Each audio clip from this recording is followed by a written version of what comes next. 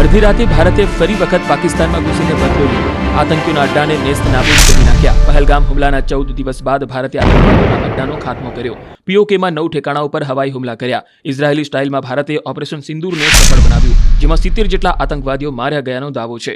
બુધવારે રાત્રે 1:05 થી 1:30 વાગ્યા સુધીમાં ભારતે ઓપરેશન સિંદૂર પાર પાડ્યું, જેમાં પીઓકેના બહાવલપુર, મુરીદકે, કોટલી, મુજફ્ફરાબાદમાં આતંકીઓના અડ્ડા ધ્વસ્ત કરાયા. આ તમામ એવા અડ્ડાઓ છે જ્યાંથી ભારત પર આતંકવાદી હુમલાઓનું પ્લાનિંગ અને દૂરસંચાર થતો હતો. જૈશ-એ મોહમ્મદના 4, લશ્કરે તૈયબાના 3 અને હિજબુલ મુજાહિદ્દીનના 2 આતંકવાદી ઠેકાણાઓને નિશાન બનાવવામાં આવ્યા. ભારતે પાકિસ્તાન પર 24 મિસાઇલ છોડી તબાહી મચાવી હતી. દાવા પ્રમાણે આ એક સંયુક્ત લશ્કરી કાર્યવાહી હતી, જેમાં ભારતીય સેના અને વાયુસેનાએ સંયુક્ત રીતે પ્રિસિઝન સ્ટ્રાઇકના હથિયારોનો ઉપયોગ કર્યો હતો. આ હુમલા અંગે સેનાએ એક પ્રેસ કોન્ફરન્સ યોજી માહિતી આપી. આમાં વિદેશ સચિવ વિક્રમ મિસ્રી અને સેનાના કર્નલ સોફિયા કુરેશી અને વાયુસેનાના વિંગ કમાન્ડર વ્યોમિકા સિંહે ઓપરેશન વિશે માહિતી આપી હતી.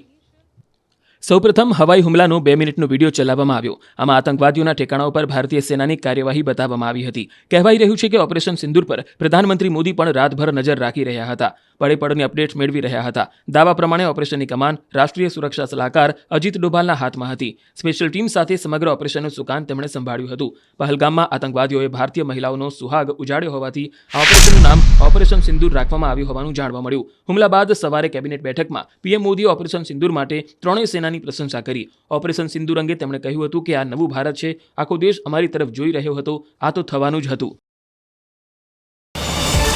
QR કોડ સ્કેન કરો અને ડાઉનલોડ કરો ન્યૂઝ 18 એપ. મેળવો ગુજરાત અને દેશ દુનિયાની પળે પળની અપડેટ્સ.